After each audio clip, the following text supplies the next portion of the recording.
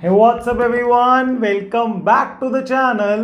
तो last video हम लोगों ने टॉपिक को शुरू किया था जिसका नाम था रूल्स ऑफ डेबिट और क्रेडिट। इस वीडियो में उसी टॉपिक को कंटिन्यू करेंगे। So without any delay let's get started.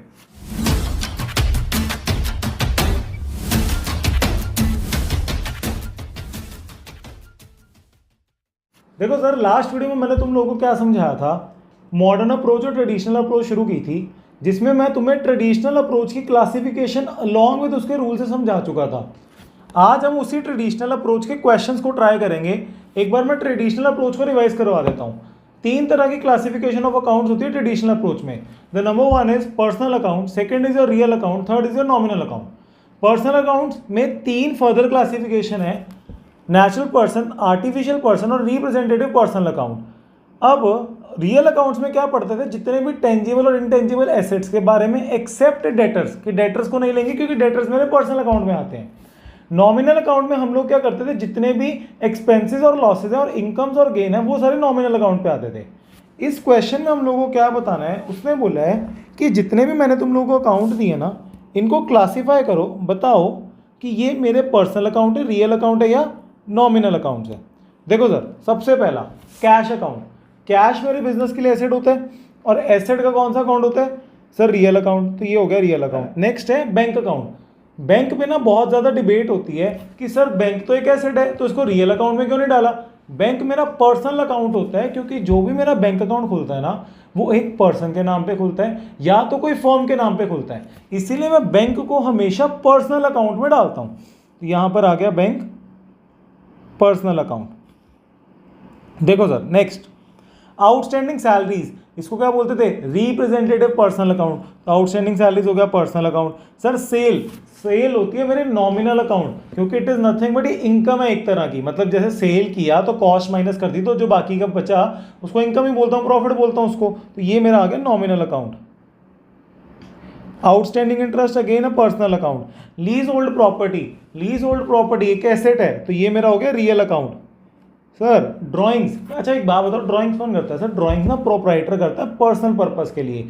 तो अगर ड्राइंग्स प्रोप्राइटर कर रहा है अपने पर्सनल पर्पस के लिए तो ये एक पर्सन ही कर रहा है ना, तो ये एक पर्सन के नाम पे अकाउंट खुलता है ना, तो इसको बोलते हैं personal account. Discount received income है तो ये हो गया nominal account. Bad debts loss है तो अगेन ये कौन सा हो गया, nominal account. Prepaid rent, prepaid rent, outstanding rent, ये जितने भी होते हैं सारे होते हैं representative personal account. Goodwill asset है, इंटेंजिबल एसेट है तो ये हो गया रियल अकाउंट। डिस्काउंट अलाउड खर्चा है तो इसको बोलते हैं नॉमिनल अकाउंट। अच्छा सर, यहां तक तो हो गया। अब क्वेश्चन नंबर 2 को पढ़ते हैं। क्वेश्चन नंबर 2 में क्या करना है, उसने तुम्हें ट्रांजैक्शन दी है, ठीक है। अब ध्यान से पहले एक समझो, ट्रांजैक्शन पहले पढ़ते हैं फिर बताता हूँ करना क्या है। Mohan started business with cash of ₹5 lakh. उसने बोला कि मोहन ने अपना नया बिजनेस शुरू किया 5 लाख रुपया कैश को इंट्रोड्यूस करके। इसका क्या मतलब है, दिमाग लगा के सोचोगे, अगर तुम लोगों ने अकाउंटिंग इक्वेशन की है तो 2 तरह के अकाउंट्स इसमें इन्वॉल्व हैं। एक तो बिजनेस के अंदर कैश आया एसेट वाली साइड पे, और बिजनेस के अंदर क्या हुआ, कैपिटल बढ़ गया। तो 2 तरह के अकाउंट्स इन्वॉल्व हुए, क्योंकि अकाउंटिंग डुअल एस्पेक्ट पे चलती है। हर ट्रांजेक्शन के 2 इफेक्ट हैं, मतलब हर ट्रांजेक्शन 2 अकाउंट्स को ओपन करती है। तो यहाँ पर कौन कौन से अकाउंट्स इन्वॉल्व हैं, एक तो सर हो गया मेरा कैश अकाउंट, सर एक हो गया मेरा कैपिटल अकाउंट, ठीक है। अब वो बोला नेचर बताओ, कैश अकाउंट का कौन सा नेचर है, सर कैश अकाउंट होता है मेरा एसेट। एसेट का मतलब है ये कौन सा अकाउंट है मेरा, sir real account. Sir capital, capital मैंने तुम लोगों को बताया था ओनर का अकाउंट होता है। ओनर का अकाउंट का मतलब होता है कि ये किसी एक पर्सन के नाम पे खुला हुआ है, ओनर के नाम पे खुला हुआ है, तो ये होगा मेरा पर्सनल अकाउंट। अब उसने बोला बताओ ये डेबिट होगा या क्रेडिट होगा, मतलब अब रूल्स काम आएंगे। रियल अकाउंट का मैंने रूल बताया था, debit word comes in, credit word goes out. अगर कैश बिजनेस के अंदर आ रहा है, बिजनेस शुरू किया कैश से, तो मतलब कैश बिजनेस के अंदर आया तो सर मैं 5 लाख को कैश को कर दूंगा डेबिट। अब मुझे एक बात बताओ, क्रेडिट द ये पर्सनल अकाउंट का रूल क्या था, debit the receiver credit the giver. अब मुझे एक बात बताओ, क्या कैपिटल जो है वो बिजनेसमैन दे रहा है, वो जो कैपिटल बिजनेसमैन दे रहा है वो गिवर है, इसलिए उसको क्या कर दूंगा, क्रेडिट। बस ये बताना तुम लोगों को। अब नेक्स्ट पढ़ते हैं। देखो sir, sold goods for cash, सबसे पहले 2 इफेक्ट सोचो। अच्छा sir, sold goods for cash का मतलब है बिजनेस के अंदर कैश आया होगा और सेल्स हुई होंगी। तो मैंने दो तरह के अकाउंट लिखे यहाँ पर, कैश अकाउंट और सर मैंने यहाँ पर लिखा सेल्स अकाउंट। अब मुझे एक बात बताओ, जो कैश अकाउंट होता है सर वो होता है मेरा रियल अकाउंट, और जो सेल्स होती है वो होती है नॉमिनल अकाउंट। अब बताओ बिजनेस के अंदर कैश आ रहा है, रियल अकाउंट का rule debit word comes in, तो कैश आ रहा है तो उसको करूंगा डेबिट 1.5 लाख से। अब सेल मेरी नॉमिनल अकाउंट है, नॉमिनल अकाउंट का रूल था debit all expenses and losses credit all incomes and gains. अगर मैं क्रेडिट करूंगा किसको, इनकम और गेन को, तो सेल एक तरह की इनकम होती है तो उसको कर दिया sir credit. Next, received interest from Ram in cash ₹500। अच्छा सर एक बात बताओ मेरे को, उसने बोला कि तुम्हें इंटरेस्ट रिसीव हुआ है। दो तरह के अकाउंट को दिमाग में सोचो सर, पहला है कैश अकाउंट क्योंकि पैसा आया है, बट सर ये पैसा तो आया है बट किस लिए आया है, क्योंकि मैंने इंटरेस्ट कमाया है, तो यहां पर आ गया इंटरेस्ट रिसीव्ड अकाउंट। ठीक है, अब मेरे को ये बात बताओ कैश अकाउंट का नेचर क्या है, ये है मेरा real account. Interest received account का नेचर क्या है, ये है मेरा नॉमिनल अकाउंट। अच्छा, बिजनेस में कैश आया तो उसको डेबिट कर दूंगा 500 रुपये से। अब इनकम जो है मेरे को पता है नॉमिनल अकाउंट है, उसका रूल क्या होता है, credit all incomes and gains और डेबिट ऑल एक्सपेंसेस और लॉसेस, तो यहाँ कर दूंगा credit. Next, paid wages. Wages का मतलब होता है ऐसा कोई भी खर्चा जो मैंने लेबर को पे किया हो, क्योंकि उन्होंने अपनी सर्विसेज प्रोवाइड किया, मेरे लिए काम किया, तो उनको मैं पैसे दूंगा। अब मेरे को एक बात बताओ, दो तरह के अकाउंट्स कौन से इन्वॉल्व हुए। एक तो सर अकाउंट इन्वॉल्व हुआ खर्चा, वेजेस आर माई एक्सपेंस, तो एक अकाउंट इन्वॉल्व हुआ सर वेजेस और दूसरा हुआ कैश।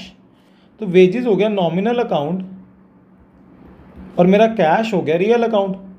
अब बताओ मेरे को, एक्सपेंस को हमेशा क्या करता हूँ, डेबिट, तो 20,000 से कर दो डेबिट। कैश बिजनेस से गया, रियल अकाउंट का rule debit word comes in credit word goes out, तो कैश गया तो ये हो गया credit. Next, purchased furniture for cash ₹50,000। Furniture purchase किया 50,000 का। दो अकाउंट सोचो सर, फर्नीचर आया और कैश चला गया, तो अकाउंट्स इन्वॉल्व हो गए furniture and second is your cash. अब मेरे को एक और बात बताओ, फर्नीचर कौन सा अकाउंट है सर, ये है मेरा रियल अकाउंट। कैश कौन सा अकाउंट है सर, ये भी है रियल अकाउंट। अब मुझे एक बात पता है कि रियल अकाउंट का रूल क्या होता है, debit word comes in. Furniture एक एसेट है जो मेरे बिजनेस के अंदर आया, तो उसको कर दो डेबिट। सर कैश मेरा दूसरा एसेट है जो मेरे बिजनेस के बाहर चला गया, तो क्रेडिट वर्ड गोज आउट। तो सर ये दूसरी तरह के क्वेश्चंस तुम्हारी बुक में गिवन है। एक बार ना लास्ट वीडियो को रेफर जरूर कर लेना, क्योंकि उससे क्या होगा, तुम्हें ट्रेडिशनल अप्रोच पूरी क्लियर हो जाएगी। तो ये जितना भी मैंने तुम्हें करवाया है तुम्हें ईजी लगना शुरू हो जाएगा। अब हम लोग क्या करने लगे हैं, rules of debit and credit का दूसरा पार्ट जिसका नाम था मॉडर्न अप्रोच ऑफ अकाउंटिंग। देखो सर, मॉडर्न अप्रोच क्या बोलती है। अच्छा सर, क्या ट्रेडिशनल और मॉडर्न दोनों में से कोई भी एक लगा सकते हैं? Answer is yes. सिखाऊंगा दोनों, जब जर्नल एंट्रीज करवाऊंगा ना तब बताऊंगा कि कैसे किस अप्रोच को अप्लाई करना है। ठीक है, तो अभी बस इसको समझने पे ध्यान दो। जर्नल में कैसे करना है वो नेक्स्ट वीडियो में बताऊंगा तुम लोगों को, क्योंकि नेक्स्ट वीडियो में जर्नल शुरू करने वाले हैं। सर मॉडर्न अप्रोच में क्या बोलता है कि अकाउंट्स की क्लासिफिकेशन टोटल 5 तरीके से होगी। ठीक है, कि जितने भी अकाउंट्स हैं उनको 5 पार्ट्स में बांट दूंगा, एसेट, लायबिलिटी, कैपिटल, एक्सपेंस और इनकम। दोबारा, asset, liability, capital, expense, income. Last बार, asset, liability, capital, expense, income. अब देखो, एसेट का मतलब सर कोई भी एसेट, लायबिलिटीज मतलब एक्सटर्नल लायबिलिटीज, कैपिटल मतलब ओनर का जो पैसा है, इंटरनल लायबिलिटी भी बोलते हैं जिसको, एक्सपेंस कोई भी खर्चा और इनकम कोई भी इनकम। अब देखो सर इसके रूल्स क्या होते हैं। एसेट अकाउंट में सारे के सारे एसेट्स ले लो। कौन कौन से सर, तुम्हारा होगा डेटर, प्लांट और मशीनरी, फर्नीचर, कैश, बैंक, ये हो गया एसेट अकाउंट। ठीक है, एसेट अकाउंट का रूल समझना। एसेट अकाउंट का रूल बोलता है कि when ever my asset will increase, जब भी मेरा एसेट बढ़ेगा मैं उसको डेबिट करूंगा। When ever my asset will decrease I will credit it. अच्छा सर लर्न नहीं हो रहा, मैं ना एक सिंपल सी ये देखो लर्निंग टिप देता हूँ। सर लर्निंग टिप है इसकी, इसके रूल को याद करने की।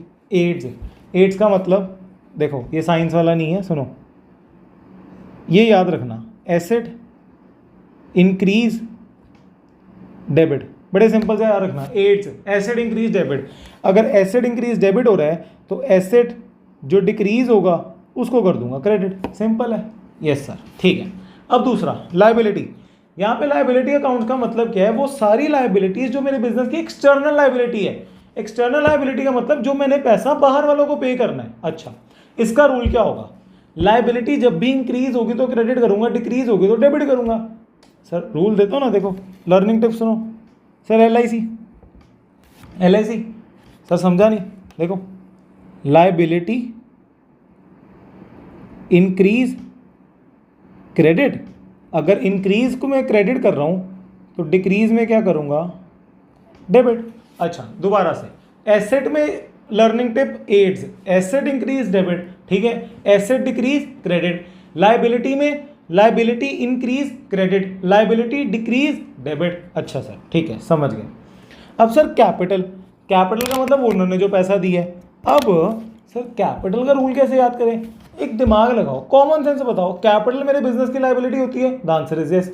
तो बेटा जो रूल मैंने ये लायबिलिटी पे सिखाया है ना, ये मेरा कैपिटल पे भी सेम लगेगा, और इसकी भी लर्निंग टिप यही है।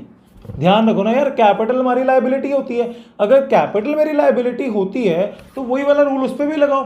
तो जब जब कैपिटल बढ़ेगा तो मैं उसको क्या करूंगा, क्रेडिट। ये देखो क्रेडिट द इंक्रीज, जब जब कैपिटल डिक्रीज होगा तो उसको करूंगा डेबिट, तो डेबिट द डिक्रीज। अब next revenue accounts. Sir revenue accounts का मतलब होता है इनकम या गेन्स के जो भी अकाउंट्स होते हैं, प्रॉफिट हो गया, इंटरेस्ट रिसीव्ड हो गया, रेंट रिसीव्ड हो गया, तो ये सारे अकाउंट्स कौन से होते हैं, मेरे रेवेन्यू अकाउंट्स। अब इनका रूल समझो, इनका रूल क्या है, कहता जी जब जब मेरे को इनकम आएगी, मतलब इनकम मेरी इंक्रीज होगी, इनकम मेरी बढ़ेगी, तो उसको कर दूंगा क्रेडिट, तो credit the increase, debit the decrease. Expense, expense का उल्टा चलेगा, क्या, जब जब मेरे खर्चे ज़्यादा होंगे तो मैं उसको डेबिट करूंगा, debit the increase, credit the decrease. अब देखो सर ध्यान से समझना, सर मेरे को एक बात बताओ, मैंने तुम्हें एक्सपेंस की एक लर्निंग टिप दे रहा हूं,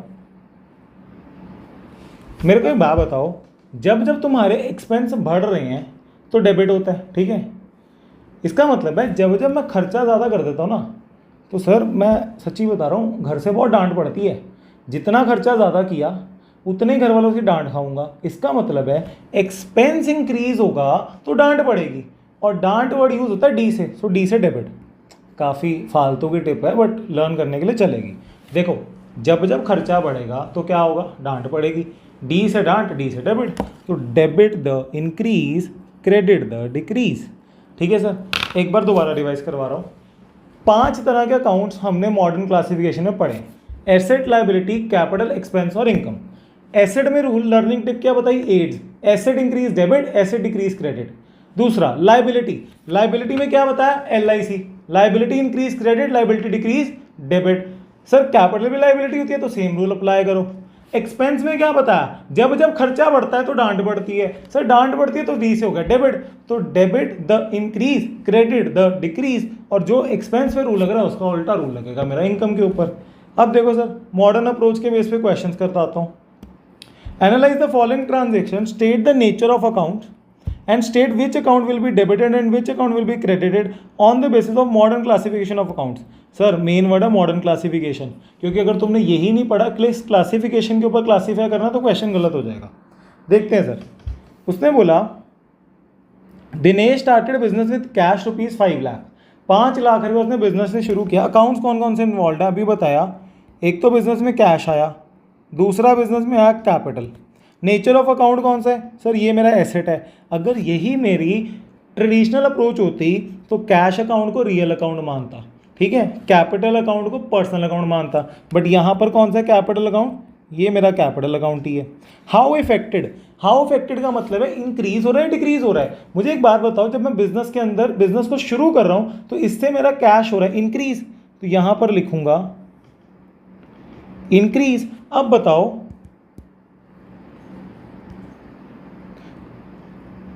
यहां पर हो गया इंक्रीज। अब मेरे को एक बात बताना कि जब जब मेरा कैश इंक्रीज होता है इसका मतलब एसेट इंक्रीज हो रहा है, तो मैंने रूल क्या बताया था, एड्स एसेट इंक्रीज डेबिट, तो उसको कर दूंगा सर 5 लाख से डेबिट।